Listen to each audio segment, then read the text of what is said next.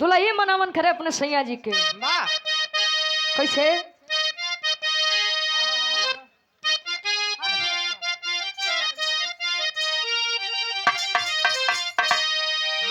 राजा हो तो है कैसे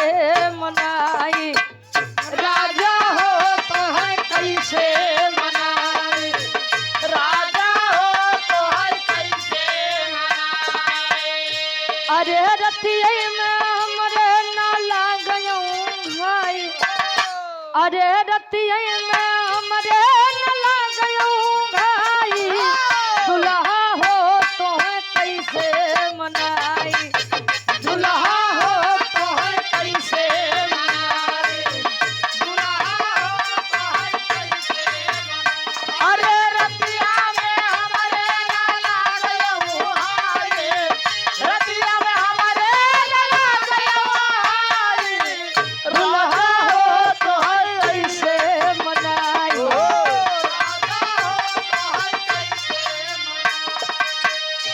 और लोहिया वाहिनी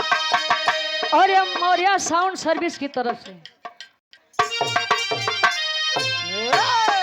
का जान दे शहर वाली कजरा का जान दे शहर वाली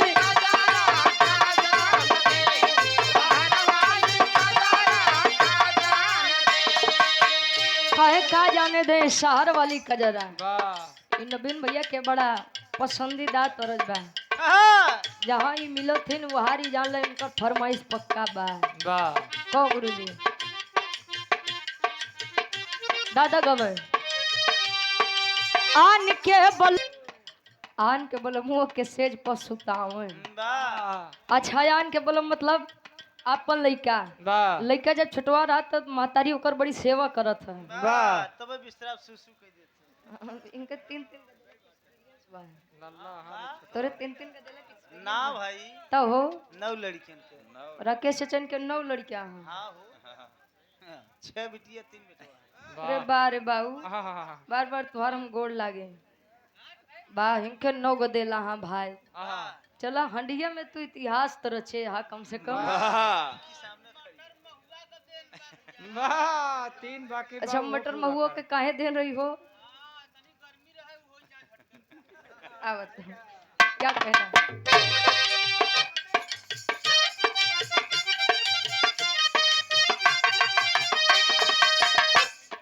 आन के बलमुआ के सेज पसुताव आन के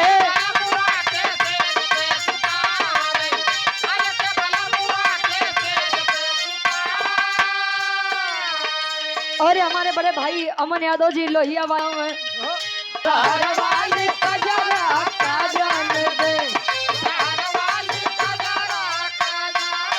और आप हमारे बड़े भाई विष्णु यादव जी आपके द्वारा सादर 200 रुपया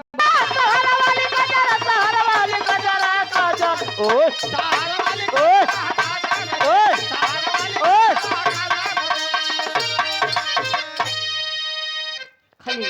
रुक जाओ हाँ खाली एक लाइन उनका बजवा दे तो परेशान कर दी एक बाद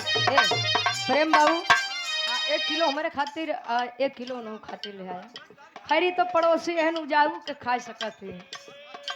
अच्छा 2 किलो से नीचे काम ना हां 1 किलो घरे पहुंचे 1 किलो थोड़े ही गुरही जलेबी अभी का पिया में लावा में गुरही जलेबी अभी का पिया में लावा में गुरही जलेबी अभी का पिया में लावा में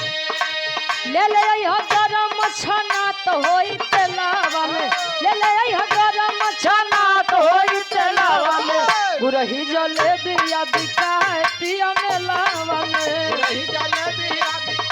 पिया में लावा में गुरही जलेबी अभी का पिया में लावा में छना तो होई तेलावा में ले हो गरम छना तो होई तेलावा में गुरही जलेबी अभी का पिया में बस भैया प्रेम भैया आप जा ले बहुत बहुत धन्यवाद।